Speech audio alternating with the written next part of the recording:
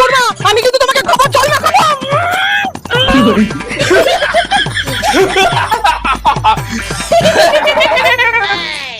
খুব দাঁত বেরাচ্ছে তাই না?